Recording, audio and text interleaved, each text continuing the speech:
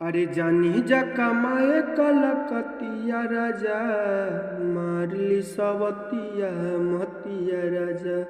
कि जानी जा कमाए कलकतिया राजा, मारली सवतिया महतिया राजा। पवन सिंह जो कि भोजपुरिया के सुपरस्टार जाने जाते हैं, इनका कोई भी सॉन्ग बवाल मचा के जाता है। जैसे कि एक सॉन्ग इनका अच्छा रिस्पांस देखने को मिल रहा है कि जानी जा कमाए कलकतिया राजा, मारली सवतिया महतिया राजा। जानी जा कमाए कलकतिया राजा, मारली सवतिया महतिया राजा। ये सॉन्ग काफ़ी लोगों ने इस सॉन्ग को अपना प्यार दुलार दिए हैं। ये सॉन्ग अभी भी हर जगह सुनने को मिल रहा है। ये सॉन्ग का वीडियो शूटिंग ज़बरदस्त तरीके से हुआ है। इस सॉन्ग को 97 मिलियन प्लस लोगों ने सुना। अगर आप सॉन्ग को नहीं सुने हो तो आप एक बार ज़रूर सुने।